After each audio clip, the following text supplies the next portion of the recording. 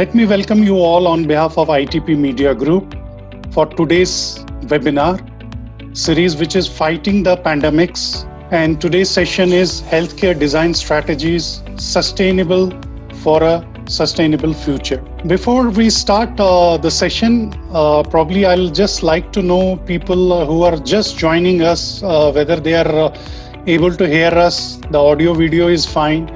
In case there is any communication drop or any kind of error they are facing, do let us know in your chat box in your respective screens. We will try to rectify it as soon as possible. For today's session, in case you have any questions, do write in to us through the question and answer tab in your respective screens. We'll try to take as many as questions. Do mention the panelist name whom you have posted the question for. Let me give a quick introduction to ITP Media Group, who we are and what we do. ITP Media Group is the largest foreign publishing house headquartered in Dubai. We have been publishing over 100 weekly and monthly titles for the B2B and B2C communities. Most of our global titles are well known across the regions all over the world. In India, ITP Media is there from last 11 years, and we publish 7 titles for the B2B markets. Healthcare Radius being one of our premium magazine for the healthcare industry and healthcare professionals. Healthcare Radius stands out on its credibility in terms of the design, stories, news, articles, and case studies. Healthcare Radius is a monthly magazine, and it also has its digital editions along with our social media presence. Today's session, we are talking on the infrastructure, the sustainable infrastructure post-COVID-19. Keeping in mind the needs and trends of the industry, the planning of the building starts from the inception of the plans when we discuss along with the designers, architects, builders for a building infrastructure. The webinar brings in we have subject matter experts who are going to answer all the questions for today's session, which will help us to understand the infrastructure which is happening now or post-COVID to handle these pandemics in the future, so that our healthcare industry can provide a very robust infrastructure, keeping in mind the pandemics in future. Let me introduce our editor, Ms. Rita Datta, who is going to take the discussion forward by introducing the panelist and our moderator for the session. Over to you, Rita. Thank you, Sanjay, so much. I have the privilege of introducing the moderator first, Mr. Gaurav Chopra. The moderator for the day, Mr. Gaurav Chopra, who is a managing director at HKS India. Then I have the privilege of introducing the speakers, Dr. Shakti Gupta, Medical Superintendent at AIIMS RT Center, New Delhi, Mr. Rupak Barua, who is a Group CEO, Amri Group of Hospitals, Dr. Rajiv Singhal, Group CEO, Care Hospitals and Managing Director, Evercare Group, Dr. Mridul Kaushik, Senior Director, Operations and Planning, Transformation Office at Max Healthcare, and Mr. Ajay Gupta, Executive Director at KGT Architecture. So over to Mr. Gaurav Chopra now to start the discussion. Thank you so much, Rita. I really appreciate. I think just the group together, when I look at all the screens, Dr. Kaushik, as everyone can see, is dialing in from his car. All the other folks who are running hospitals, institutions are in their office, and everyone is trying to figure things out and busy people. But one of the things that is bringing this group together is because we all love doing what we are doing. So I'll roll right into it. Just before, I was telling Dr. Gupta when I signed up that I was stacking up some books to raise my laptop for visibility. I came across this book and it does reckon with him. This is a 12-year-old book, and it is authored by none other than Dr. Shakti Gupta himself.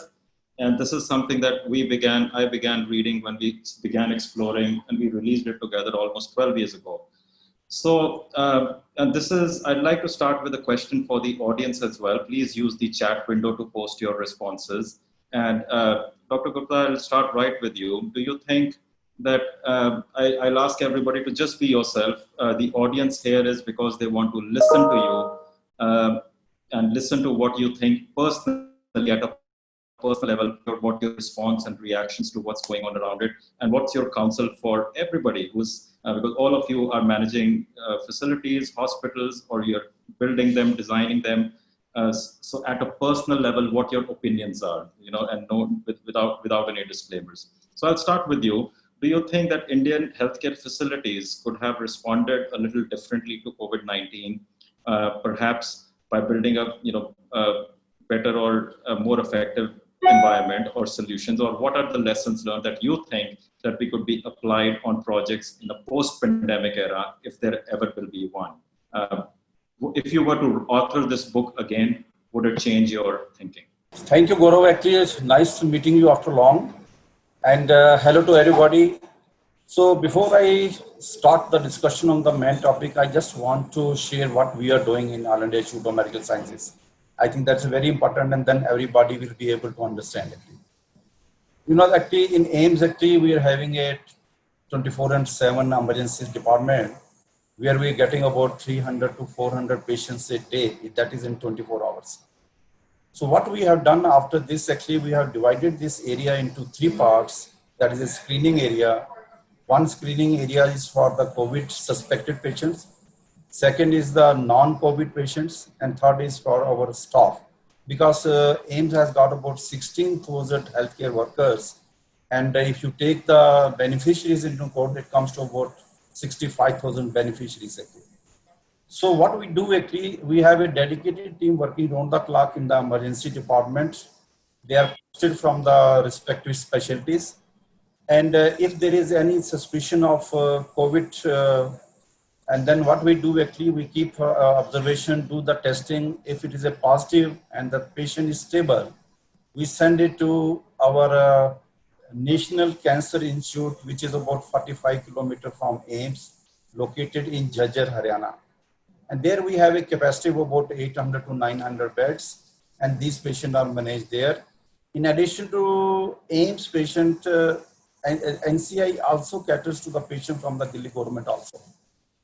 Then second is that if any patient who needs ventilatory support or who needs critical care, actually that is being sent to the trauma center. We have a trauma center which is about 200 bedded hospital. So we got actually shifted the trauma functioning to the main hospital, and this has been converted into the COVID hospital also. So at any given time in the trauma center, out of 200 beds, so say 125 to 150 patients are always there. Actually. Then actually those people who are influenza-like infections, or who are critically ill patients, but they are COVID negative, so they are managed in the main emergency department, which has got about 70 beds. This is how we are working in All India Institute of Medical Sciences, catering to the management of COVID patients. Now coming to your actually the question that how are we prepared for managing these things? Whenever actually we plan a hospital, I think we should spend more time at the planning and designing stage. That is very important actually. But unfortunately in our country, we have got a very less number of hospital architects, hospital engineers, or the hospital administrators. We need to have a good team from the stakeholders, from the hospital administration, from hospital architect, hospital engineers, of course the users who are going to use this facility, including a nursing administrator also actually. Because actually we have to, when we plan a hospital, because you have got a rich experience in planning the hospitals, we need to talk to the user. That is a very important aspect actually. What are their requirements? Sometimes actually the main principle is that the design should follow the function, but otherwise it becomes reverse actually. They have constructed a building, ask them to start the hospital, so they are not as per the requirement of that particular department or a specialty, or maybe some from investigation lab point of view actually. So we need to spend a lot of time at the planning stage itself, and get inputs from everybody actually, so that actually tomorrow we have not to actually change.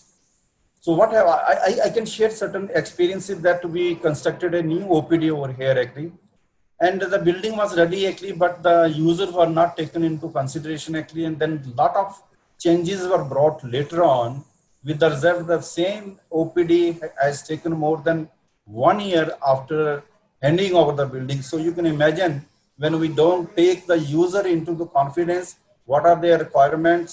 Maybe there are certain specialty which are a special requirement actually. So that is one of the most important aspect. You know, actually, I have also experienced that when we make a hospital, there are so many clearances are required. I think everybody is aware, and some may not be aware, especially those people who are watching to this webinar. We have more than 192 laws which are applicable to the hospitals.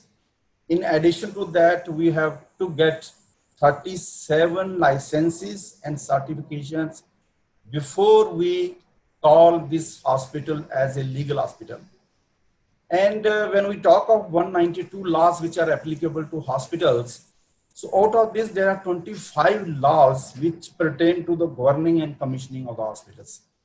So that's why I say that the team and the administrator who is associated with it, they should be aware if what are the clearances are required before we make the hospital functional.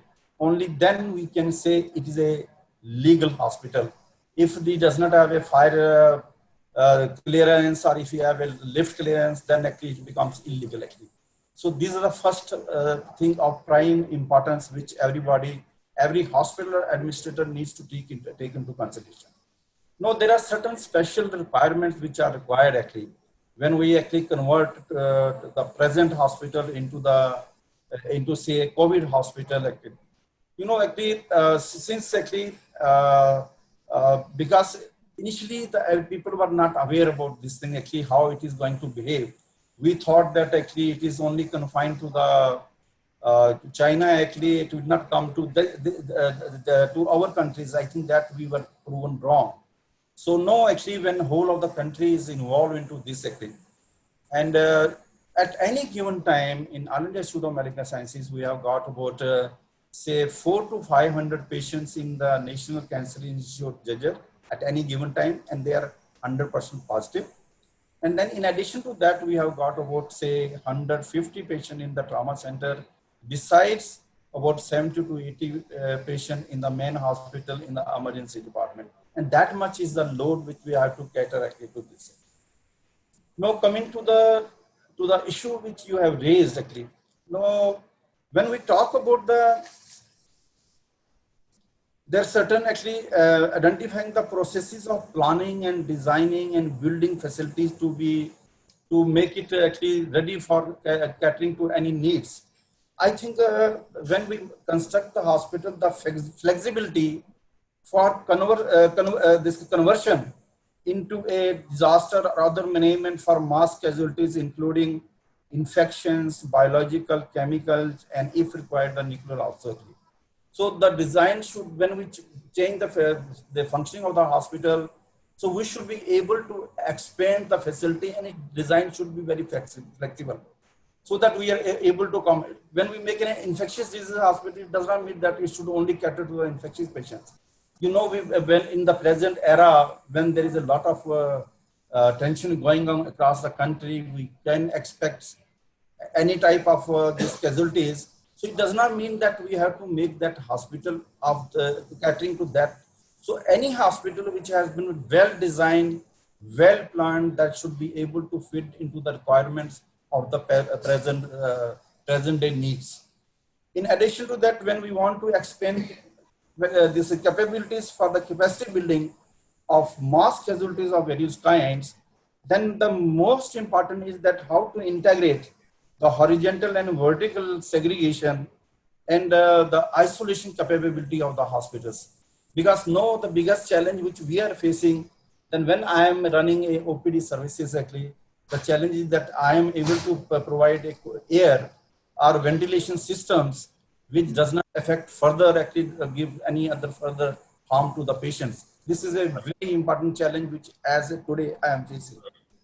Then another important aspect is capability of management of normal patients, because the problem we are facing that though these hospitals have been converted into the COVID hospital, but the normal patients, we used to get about 15,000 to 16,000 patients a day. Right. those patients which are non-COVID, I think they are actually being neglected. And Yeah. now this is simultaneously how we can cater to the need of the other non-COVID patients also. That is Yeah. a very important issue actually that we keep in No, mind. I agree with that. That's an interesting analogy just to set up. And I'm going to just quickly run over Dr. Kaushik and Dr. Singhal, for both of you, because, that's the informational perspective. Because, for example, and Dr. Kaushik, I know you're on the road, so feel free just to speak and not use your video. We are privy to, your conversion of your facilities on a ward footing, navigating, catering to COVID patients and also at the same time non-COVID patients in your facility. How did you guys pull it off? When I hear 192 laws and 37 licenses, I have no idea how, even to fathom how you're going to navigate something like that. So can you share with what your stories have been? How did you navigate? Of course, Gaurav. So first of all, thank you very much for having me here. I think the most respected gathering of people and a person like me sitting here, certainly a honor for me. So it all started on 19th of March when we were having a meeting with the Health Minister of Delhi, and the strategy for Delhi was being worked out. And in that meeting, there was a discussion about having 10%, 20% beds in each hospital in Delhi. So we offered our flagship hospital, which is in Saket, as a fully dedicated COVID hospital. And with the 200 beds roughly, which we plan to do. But the challenge was, the hospital had other patients, which are non-COVID patients, and like patients who had undergone stands and patients who were undergoing chemotherapy, who were coming here for consultations and everything else. Also, the National Ministry of Health and Family Welfare guidelines and NICD or NCDC guideline on creation of isolation facilities.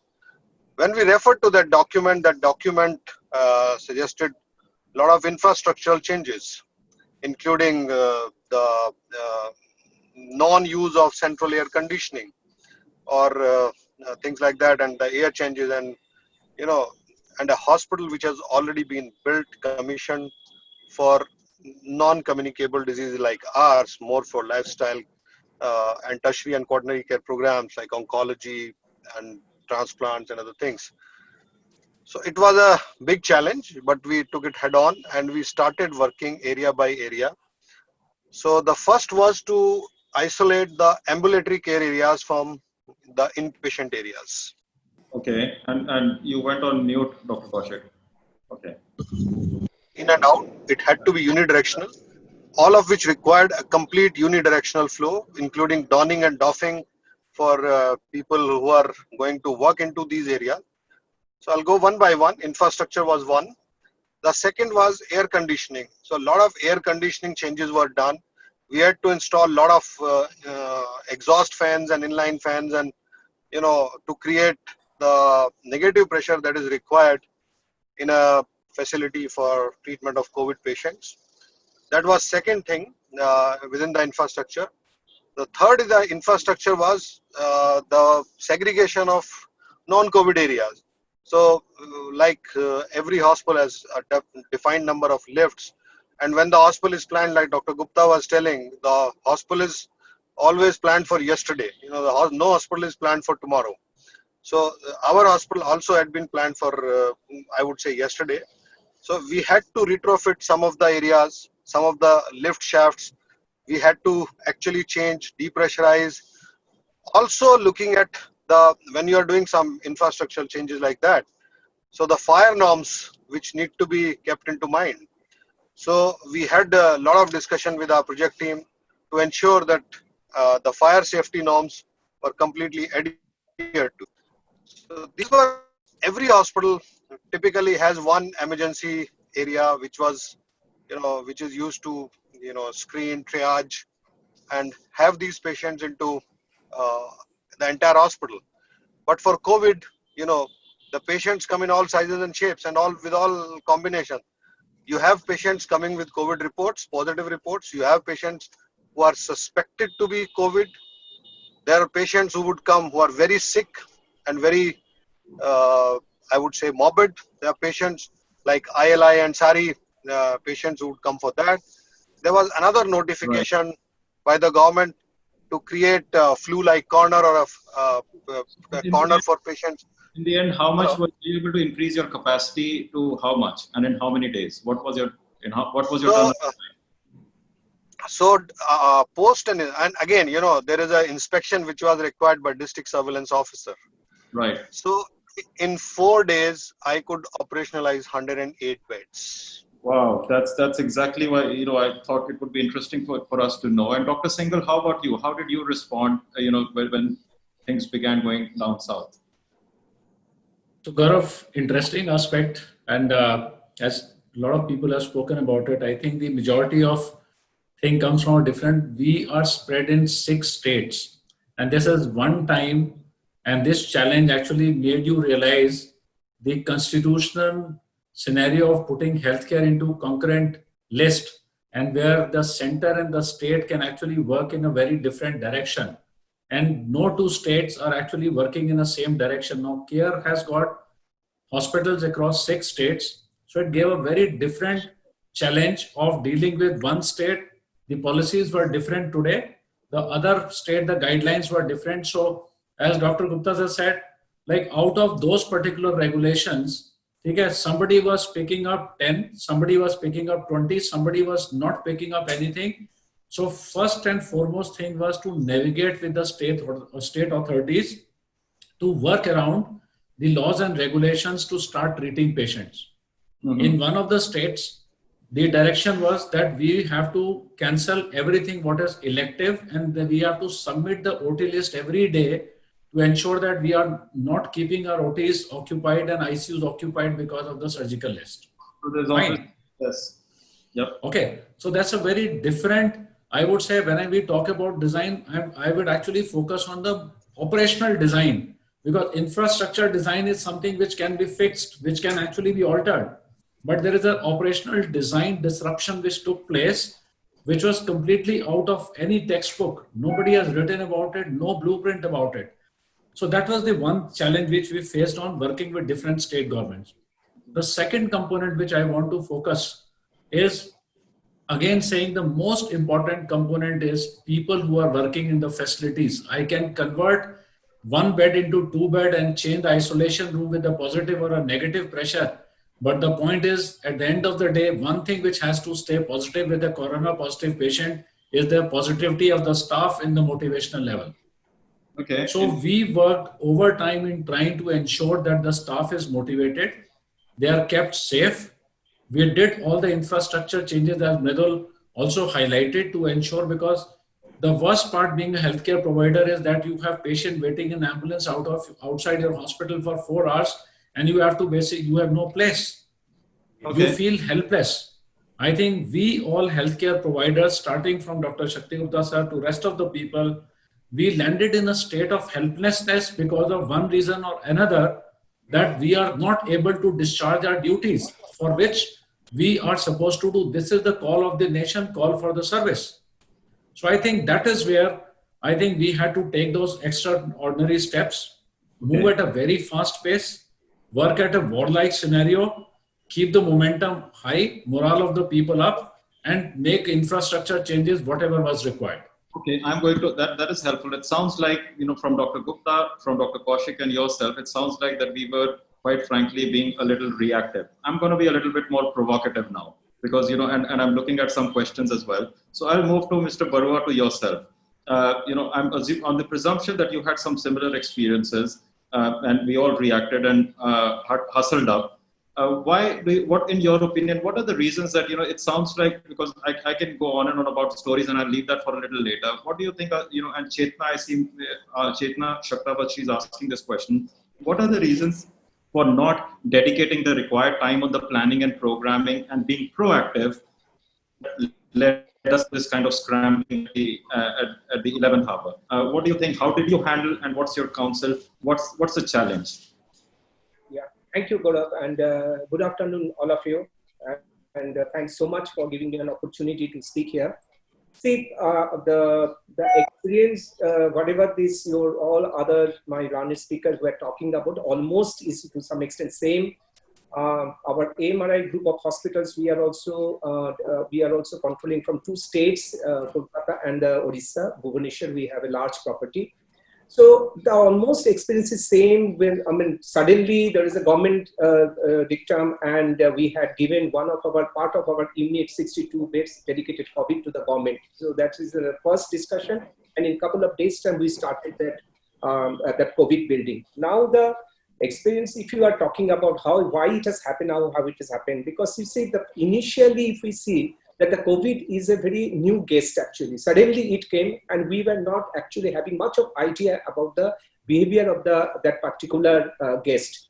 Now, if you see the healthcare industry, is the private healthcare particularly per se, there's a 60% of the healthcare is dominated by your private healthcare. Now, and in pre-COVID time, what we used to have is that the private sector is mostly the technology-driven sector and the urban centric, more of the urban centric. Now, during this COVID time, what happened suddenly? There is a suddenly the standard kind of a treatment or the evidence-based treatment. It has come to this your PPE and protocol-driven treatment. Suddenly, it has a change. Now there is a lot of lack of basic level technology and the skill to HR. There is a lack because nobody was having any idea about the situation. So the private sector actually is rendered the number of beds and the number of demand and the supply as we take over.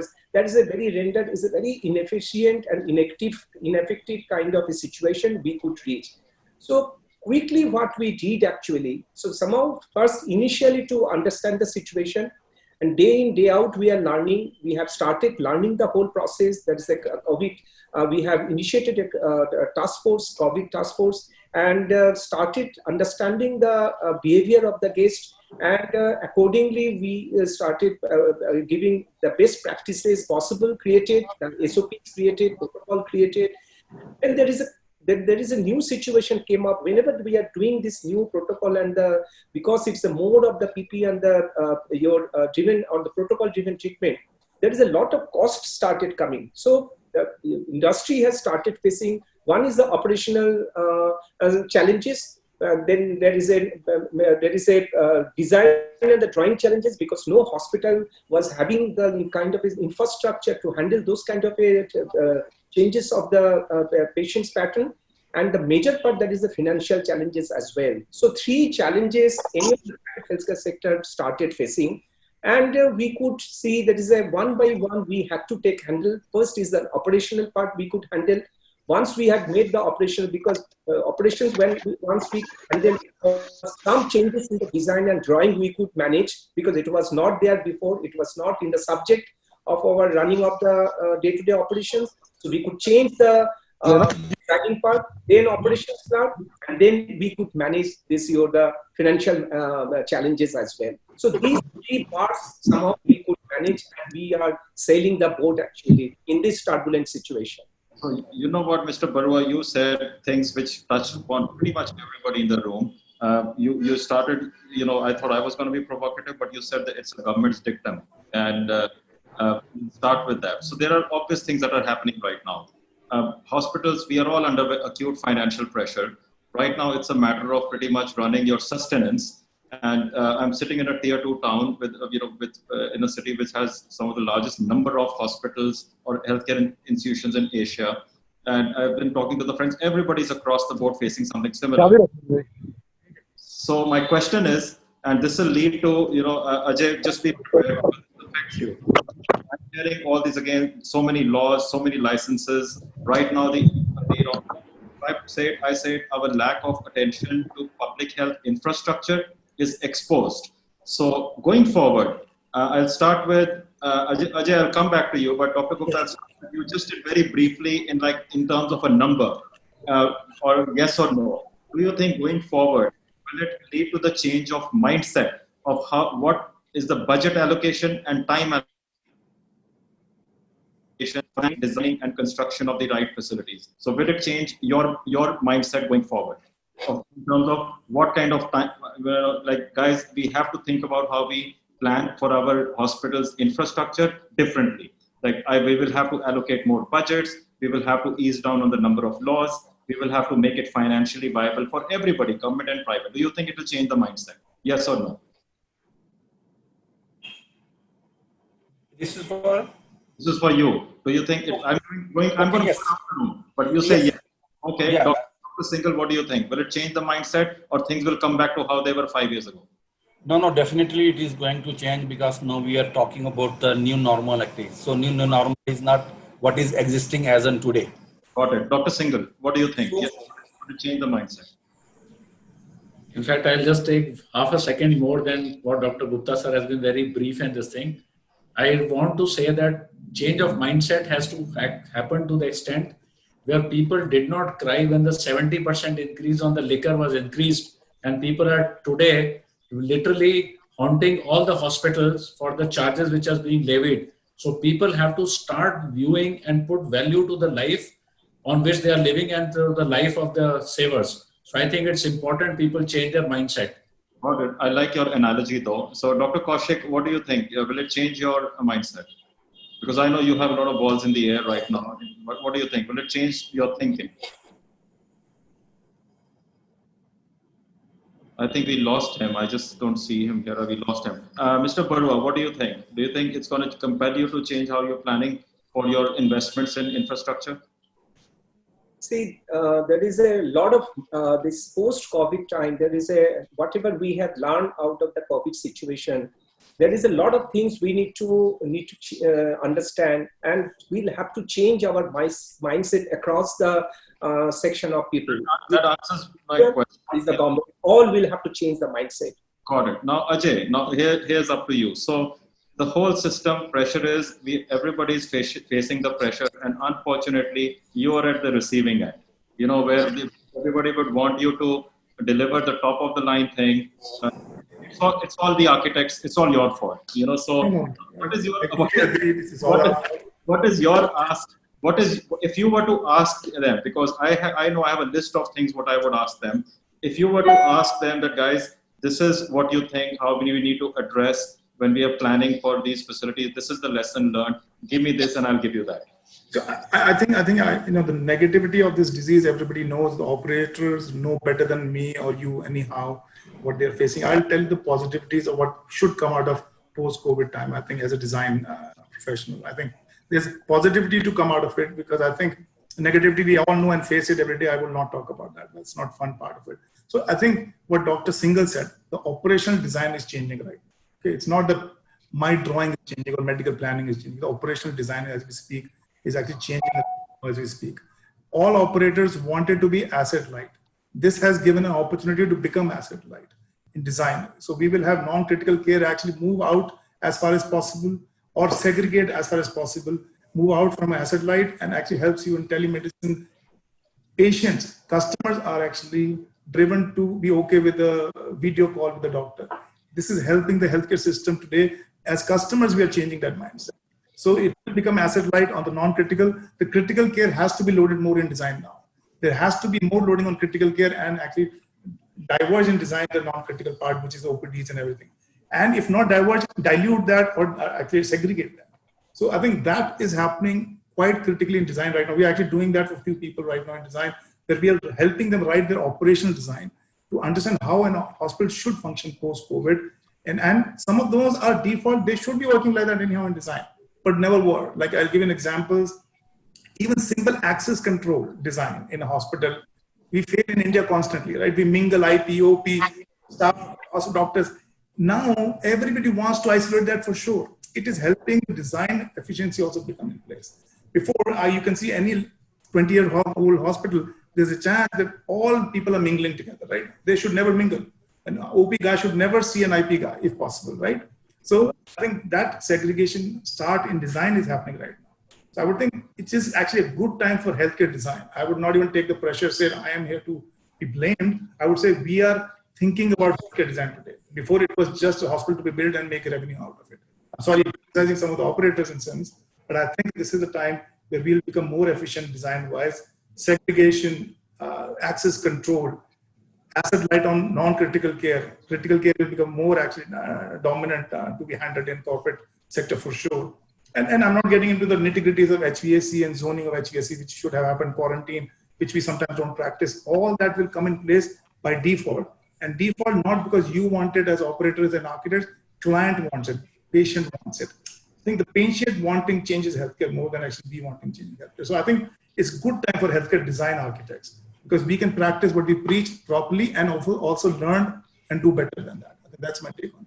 Okay, got it. That's very well put, and thanks for keeping it more futuristic in terms your suggestions. I have a question again. I'm going to the questions on the chat box as well. So Dr. Khandelwal asked very pertinent question because this is again it's an evergreen dilemma between the capex and the opex. So if with addition of upgrading of air conditioning systems, we're going to have separate entrances for COVID, non-COVID. We're going to have increased physical distancing. There will be more negative pressures, and all this has to be thought through. Like right now, we are helping 5 federal governments around the world in just thinking everything again, going back to the drawing board. That not just COVID, that there's a complete post-pandemic era we'll have to be prepared for. My question is, it does have an impact on the capex, and then it ties back to all you folks are running institutions. It does have an impact on your bottom line and the cost, and of course, how do they recover that? So how do we recover those costs? So my question is, going forward, do you foresee the cost of care going up, or do you feel that, well, of course, there will be pressures on the capex, but do you think which one would take more weightage? Because, for example, catering, accommodating, like all the things several of the things that I just mentioned and that I'm reading on the chat window, that will have an impact on the capital investments. How do you think that we would approach that? So Dr. Singhal, I'll start with you, and then Dr. Gupta, I'll come with you, and then Mr. Baru, I'll come to you. Dr. Singhal. So Gaurav, interesting question from Dr. Khandelwal. I think the one, we will definitely have to invest a capex which will have a different priority lines. And those priority lines will be now in terms of creating a very safe clinical corridor. And as Ajay said, that it is more on critical care basis or other things rather than just putting into heavy equipments and spending that kind of money. It's not just buying, you have to view that shifting of the capex, whether you're one cath lab or you want to put more money towards looking after the critical care beds or creating a safe corridor. So that is a pressure which will be there. Second, I also want to take this opportunity to say, this is a time for us to revisit that, was this money always required and we always cut corners in trying to preserve our bottom line? Some percentage of investment has to go into healthcare in trying to improve things. And I'm very strong believer of the fact that it requires more investment as we come, and if holding the capex will not be an answer, it may be for a short term now, but for a long term, we definitely require a robust healthcare system. Third, cost of treatments may go up to a certain percentage, and that is where the change in mind shift has to take place from everyone, not to unless over talk about the cost. It's the cost of saving lives. Interesting. Dr. Gupta, what's your opinion on that? Yes, actually, I agree that actually no, because we have to actually develop a robust healthcare infrastructure.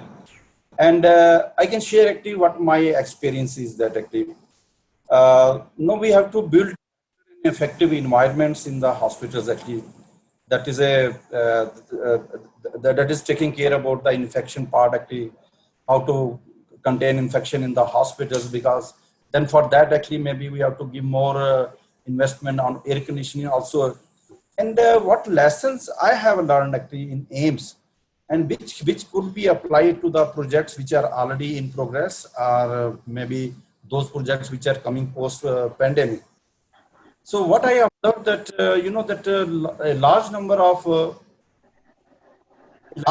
healthcare workers are becoming positive actually, and we did one study actually how our workers are becoming positive. What I observed that those workers who are staying within the campus, where they have been provided accommodation, actually they are not becoming positive. But it is those workers like security guards, sanitation people, our laboratory technicians and some nurses who stay away from the hospital, and they are staying in those areas from where they actually get this COVID infection actually.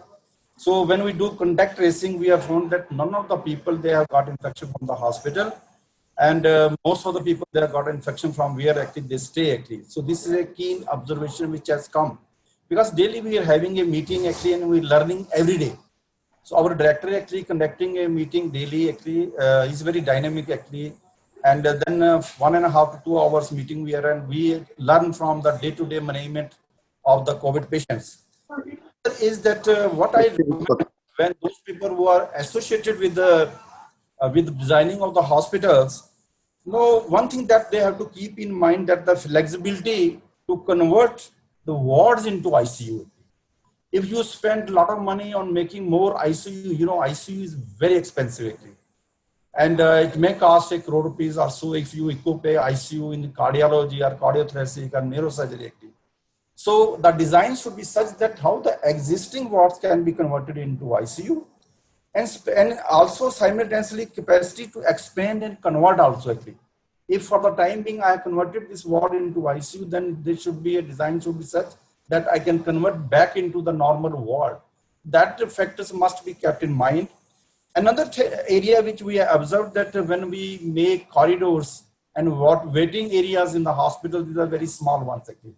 Corridor doors will usually give a dimension of about say about 8 feet.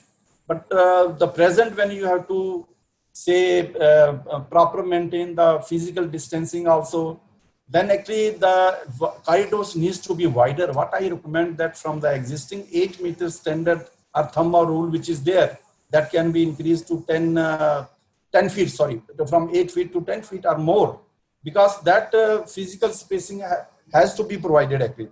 Another area is like waiting areas actually.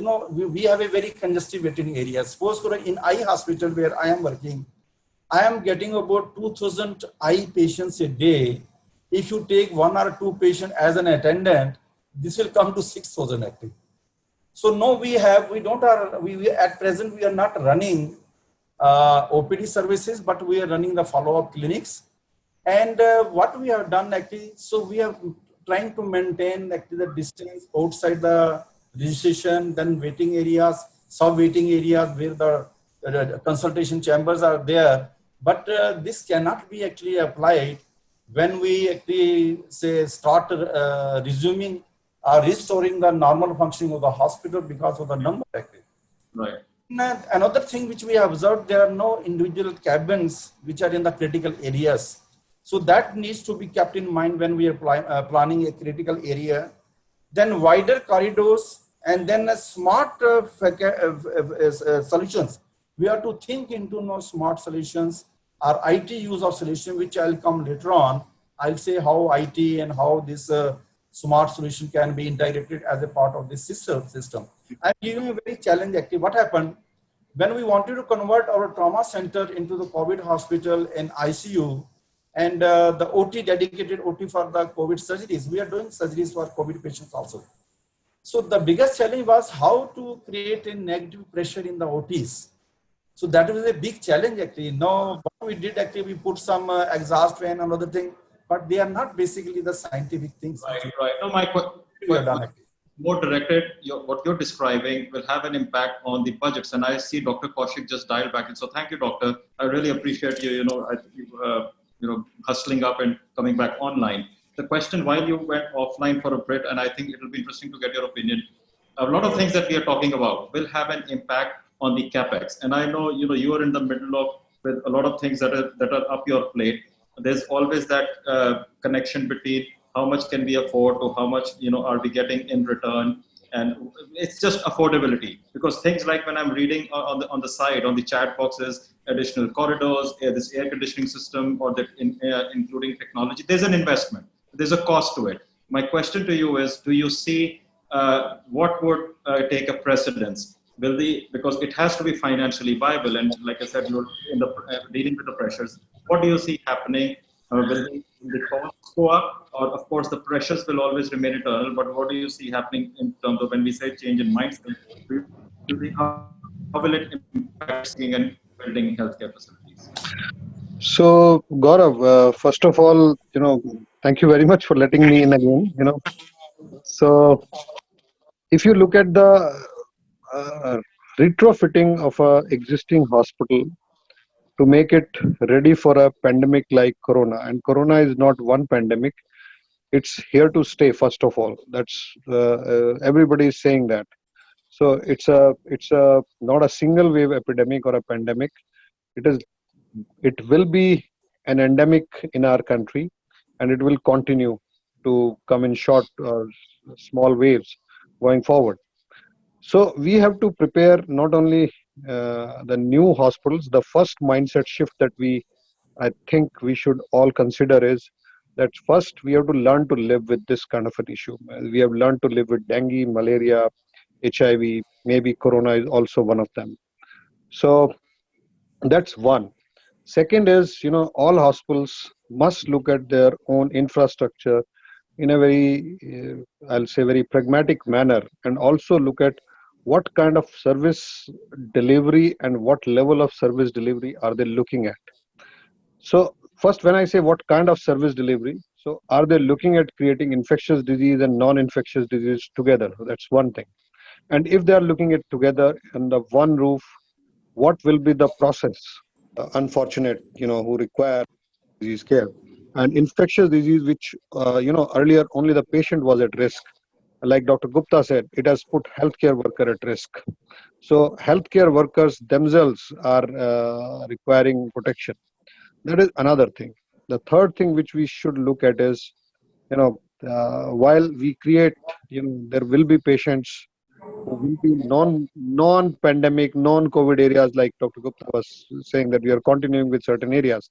So while patients may come into non-COVID areas and may turn out to be positive and may become positive during the course of stay, so the process around that. And fourth, the most important thing is the change in the mindset of employees as well as employers, both. So going one by one, so going forward, the hospitals will certainly require an isolation area. In every hospital, we will require, if it is a 300 bed hospital, you will have to put a ratio, whether you require a 15 bedded or a 20 bedded ratio. It will also depend on the incidence and the prevalence of this particular condition. As of today, we see in Delhi, if you see the 1300 cases, active cases per million, close to 1350 active cases per million, this will come down, but will be there at all times. So you'll have to look at that. That is first thing. Second thing, once you have dedicated these areas, you have to train your staff to provide services to a huge mindset shift. Because when I said, because the staff which is now at risk, so there are hesitancies, and you see the infection rates among healthcare staff and healthcare workers uh, is also there. We heard that more than 600 healthcare workers in Italy died because of coronavirus. Unfortunately, in India also, we lost one senior anesthetist yesterday. It was all over in the newspaper. So uh, the healthcare worker is at risk, and we need to create an assurance system where we provide them the services and the infrastructure which is absolutely perfect and safe for these people. That is another thing. There cannot be a shortcut to that, and it may cost money. It may cost any amount of money. So there will not be any shortcut to that. The third thing about patients who may come out positive within the other, in this case, non-COVID areas. So there have to be, certain isolation areas within ICUs, within wards, with negative pressure, with barrier nursing. They need to be created, and every hospital will have to create it. This is not a choice. This is not a choice. This is a mandate. I think most hospitals will have to do that. And last but not the least, the change in the mind of the employer and the employee both. So employers will also have to think about occupational safety and occupational risks for their healthcare workers. So a couple of things that I wanted to say. Yeah, you actually hit the nail of the head. And thank you so much, Dr. Kaushik. That was pretty good articulation. So that leads me, I'm reading, and to the audience, please, I think this is a good time. Please put your questions there. So I'm going to try and combine some of those questions. I have 7 more minutes left.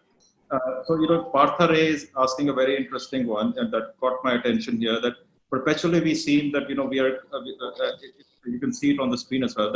His question is, how do we build more flexibility into the system to change to an emergency model from a chronic model, which has been existing for so long? Like pretty much, there has been inflexibility across the board. And he says that the inflexibility was seen across the board, and inertia and denial of the problem till the tsunami hit everybody. So can we have a blueprint in the top drawer for future immediate activation? How much emphasis should be given? Well, would be given to flexibility. I even heard from one of my own colleagues in Chicago just day before yesterday that we have to start thinking about, because that can we have that on flexibility, that one room which can be converted to an exam room, which can change, where you can keep a patient, we can isolate him, and we don't have an answer yet, but it has to happen, maybe at home or in the hospital. So do we have plan for what's the weightage on flexibility? But flexibility obviously comes with a price. I'll quickly again go in the same sequence. Dr. Singhal, I'll start with you, Dr. Gupta, and Dr. Kaushik, I'll come back with you. I think the answer was beautifully articulated by Dr. Gupta sir when he said that we should literally look at doing a flexibility where ICU can be converted into general ward and general ward can be converted into ICU. So whatever area of hospital we are designing today, it should have a complete, I would say, flexibility to change any workflow and to ensure that it should be able to take care of the patients or convert into anything else, as you rightly. So flexibility will be the new normal for all the healthcare providers. Okay, got it. Dr. Gupta, what do you think? Well, I have a perception from the things that you described earlier. Yes, budget. Yeah, go ahead. Fire away. What I said that actually now each hospital should have a contingency plan, or you can say a disaster plan for any situation. So I can't say that my hospital have a plan only for the roadside accidents or for only for the pandemics and other things. So the design of the building should be such that is flexible and can be converted into different actually forms as per the requirement at that stage. That's why I say that we need to spend a lot of money at the planning and designing stage itself. But actually we have a well-knit and well-defined contingency plan in AIIMS hospital actually. Depending upon the situation, we use that actually, and everybody has been defined their roles in the case of situations. No, moreover, what I have observed that actually since we know how to live with this thing actually, what I observed that the morale of my employee has not gone down. Actually, they are so motivated and they don't mind working directly into the ICUs or OTs or wherever they are putting. Can you imagine that the nurses from my eye hospital, they are being sent on rotation of 50 nurses in one go for 15 days in working in the ICU and the COVID hospitals. Nobody has refused that I don't want to go.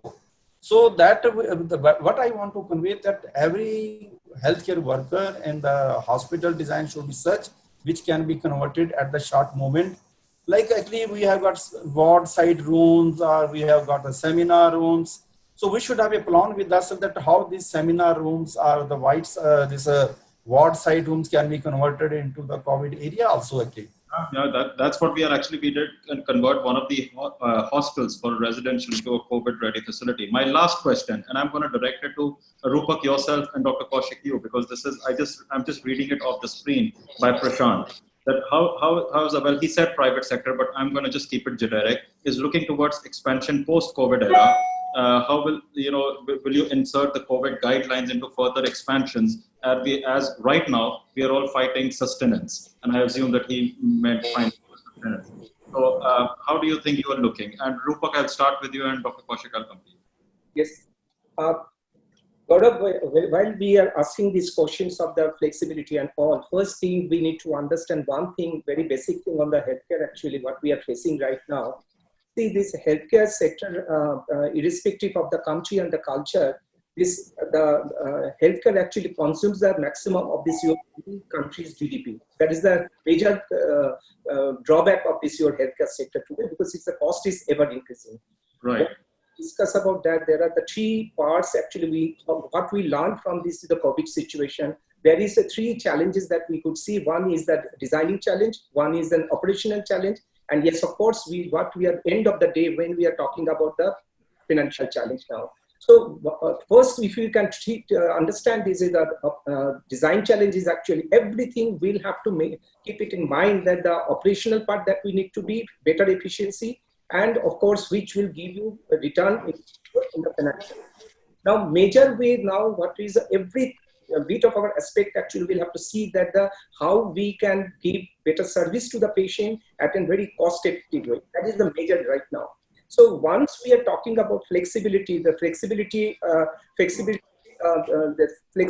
the structural grid, if we are talking about all the architecture they have talked about, there is a lot of it has to be there. Even the seminar room can be converted into and even I talked about everywhere there should be a oxygen connection. I get the drift. And Dr. Kaushik, very quickly, and Ajay, I'll come to you just lastly. Yeah, go ahead. Dr. Kaushik, what do you think? How are you looking at expansion post-COVID era? Are you going to be inserting the new guidelines or come up with new guidelines about how you approach your future expansion? Ajay, I'll come to you. Do you think now, your clients would be compelled to incorporate, the guidelines into their expansion? How do you think they're going to do it? From our as an architectural and healthcare designer, that is actually going to be, I don't think fully we can integrate line item, everything, especially for a secondary or a corporate tertiary care, which probably follows between 100 to 500 bedded hospital. I think we are already seeing in the design, it's already integrated, but not to line like a guidelines, right? I don't think it's integrated to the level which is reading every line and integrating it. It's difficult in the current design to do that, especially when we say I actually truly hate the word future ready because we don't know what future is. We just I hate the word at all, totally. And then when people use that too loosely. So modular, flexible, that I think we are doing more and more. You're right. I think you're right. It's not the future ready, it's the ever-changing present, as one of our colleagues, calls it time and again. My last question, we are pretty much at close of your hour, and I'm going to ask you a very personal question because I'm curious. Dr. Gupta, I'll start with you. Are you going to order the Patanjali medicine for yourself? Not at all. Not at all. No, Ajay, no, we need to have evidence. Good point. Ajay, are you going to order it? No. I've never used toothpaste also. Why would I do this now? So, no. Okay. Dr. Singhal, are you going to, if it works, if it gets popular, I'm being careful. I'm not saying evidence. If it becomes popular, are you going to order? I think it's more of evidence-based medicine. If it is evidence-based, then popularity and no popularity is a separate story. Supported by science, then irrespective of whosoever is making should be taken care. That's it. Fantastic. Rupak, what about you? Are you going to order it?